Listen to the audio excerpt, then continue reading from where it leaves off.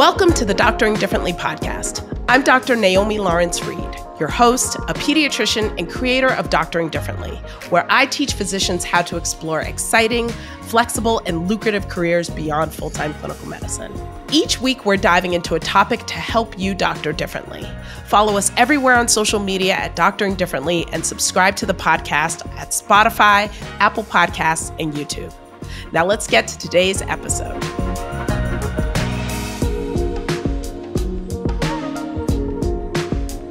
On today's episode, I'm going to talk about my top 3 tips for starting a new physician venture.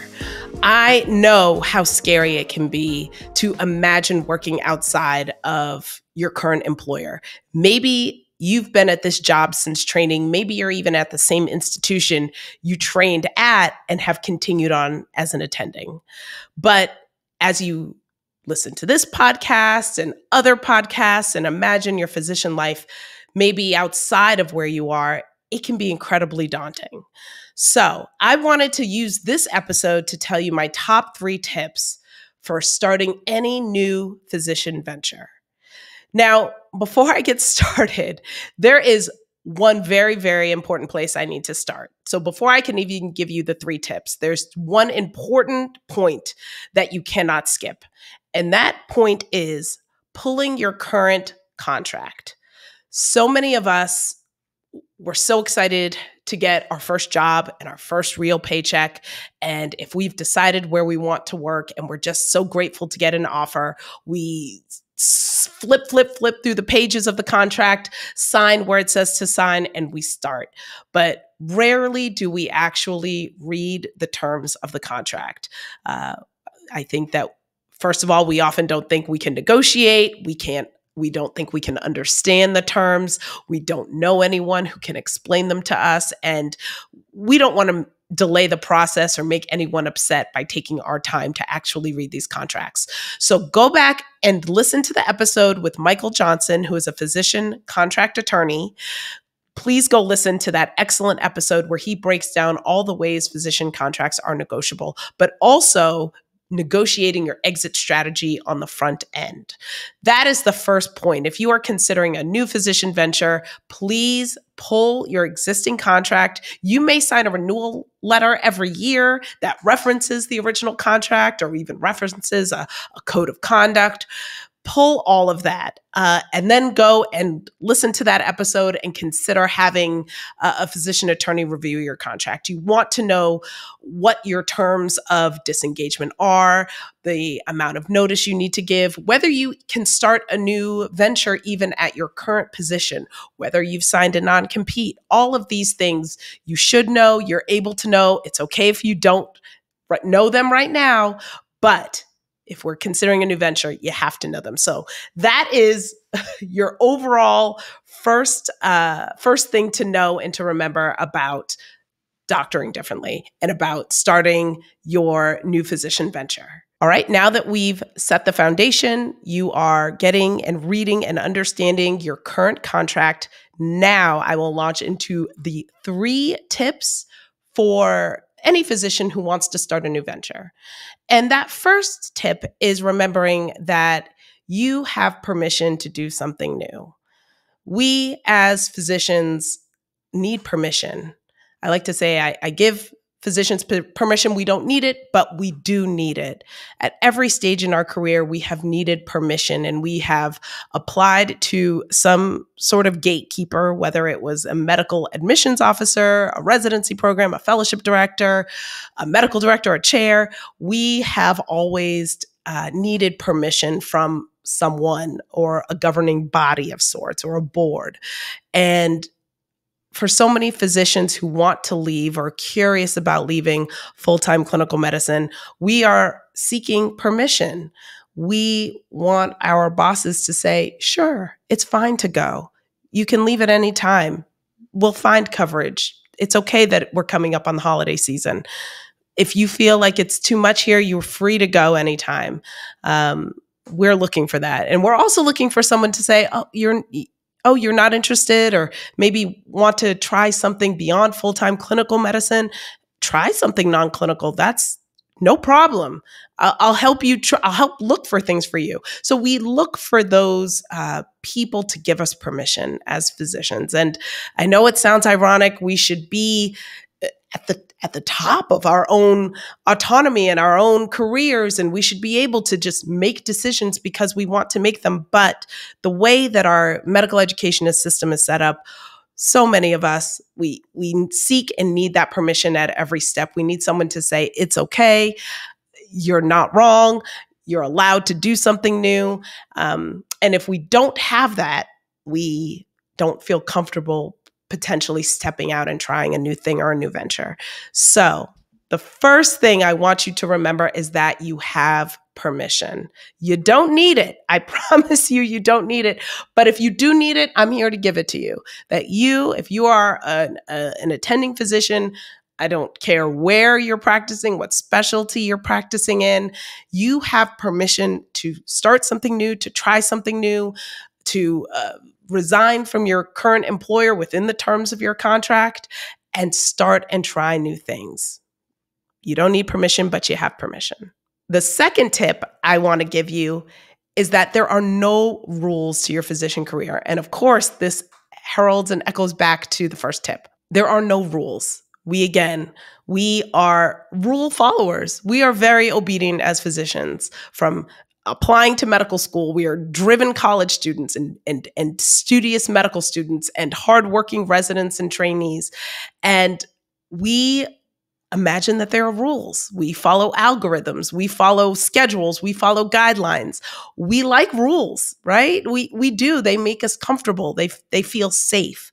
And the spoken and unspoken rule of medicine is that we all go into full-time clinical practice for the duration of our careers. And if maybe you're thinking about taking a step back or pursuing something non-clinical, or even just going down on your clinical time to part-time or per diem, that feels like, I don't know, that's against the rules. It feels, it's like the things you see on the internet, what feels illegal but isn't illegal. It feels illegal. It feels like we shouldn't be able to. I remember when I was full-time clinical, if someone was leaving, the only people that got goodbye parties were people whose spouse were taking them to another part of the country for another job. But people who just decided, you know what, I'm going to do something new or something different, or I'm going part-time in another location, they never got the goodbye parties. And that was the first time I really noticed that, what do we celebrate? What do we admire as a culture in medicine? And it is working full time all the time. But that is not a rule, because there are no rules. There's absolutely no rule that you cannot go part-time or per diem. And if you've listened to this podcast from the beginning, you know that I am a big proponent of part-time and per diem work. Personally, that is what saved my physician career. I was 3 years into my attending career, where I was working in a pediatric ER. I was miserable. I had loans. I had no one to pay my bills but me. And I did not know another option. I was told that was the best job I'd ever have, that I'd be back in a year begging for that job back if I left. But I just knew I had to try and do something new. And I was made to feel like it was against the quote unquote rules. But there are no rules. There's just what people know and the way things have been done. But just because that's the way things have been done doesn't mean that it's the way that they need to continue. These systems were set up for certain people's success, some people's success, but I was not feeling like it was set up for my success.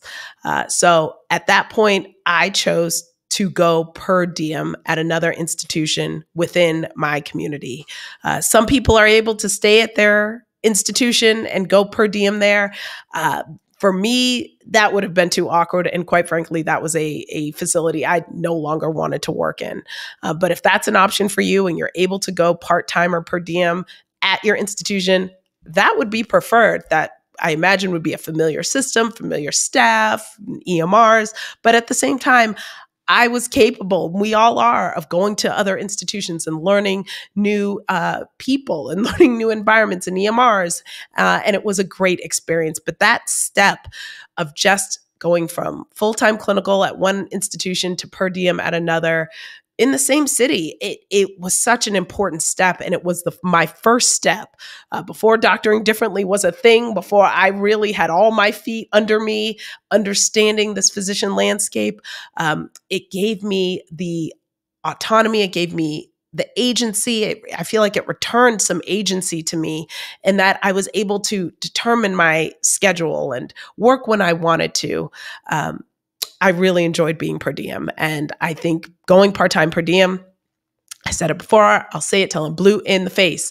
It is a very important first step for any physician who is looking to doctor differently or start a new physician venture. So you have your physician contract, your current contract in hand for wherever you're working right now. I'll say this, if you approach your medical director, your chair, and you say, I'd like to go per diem, and they say, you're not allowed to go per diem, I'm here to say that, yes, you are. I hear from so many physicians who are burned out. They were burned out 5 years ago. They're still going because they've been told they're, quote unquote, not allowed to go part-time.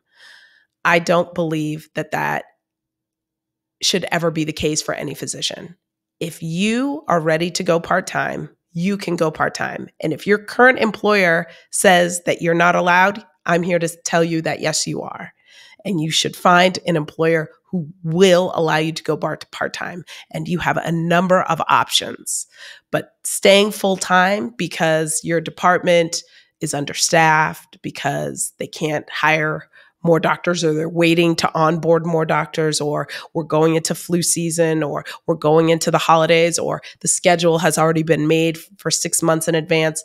Those are not reasons to stay full-time anywhere or to stay at an institution. So there are no rules.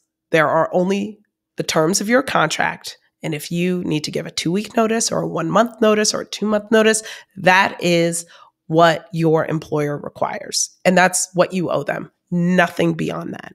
There are no rules to your physician career. There are no rules whatsoever. So if you want to go part-time, per diem, if you want to start medical writing or aesthetics or expert witness work or consulting or travel work, there are so many options. You will, of course, have all of the direction and guidance right here at the Doctoring Differently podcast. Go back and listen to all of our topical episodes about veteran disability work and medical writing, and even how to leave academics and maintain some sort of connection there. We have episodes on all of those things. But number 2, there are no rules.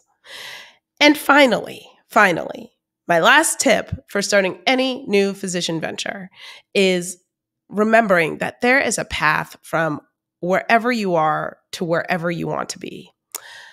As I'm recording this episode, we are around Physician Suicide Awareness Month. I'm going to call it a month. It's a week. It's a day.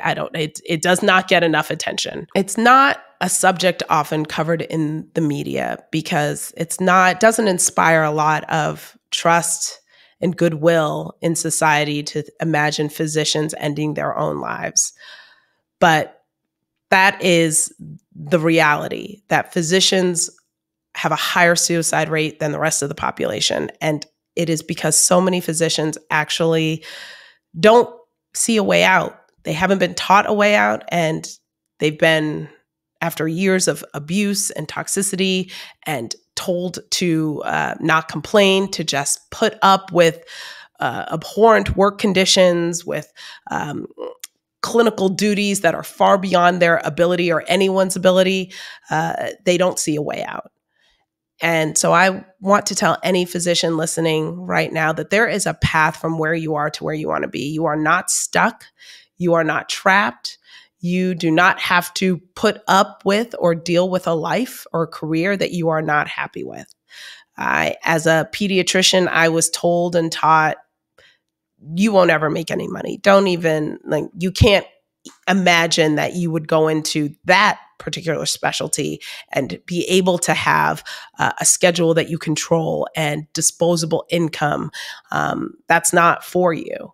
And as I started in my pediatrician career, I definitely saw that that's what my career would have been. It would have been a very low paying, certainly relative to the loans I had, it would have been a low paying, very stressful job where, exactly right, I would have had no control or autonomy over my schedule, over when I worked, when I took vacation. I would be beholden to a large department and applying for vacation. I'd have to take, work holidays that I didn't want to take. And, I couldn't see that being my life or my future. And I will say my first job working in a pediatric ER with attending physicians who were 20, 30, 40 years older than me was helpful because I saw them, begging for schedule changes so that they could attend their daughter's recital or their son's graduation and this family event. And I watched them do that late in their career. And I just thought that can't be me. That is not the life that I want to live. But even asking my mentors and colleagues and classmates at the time, what other options?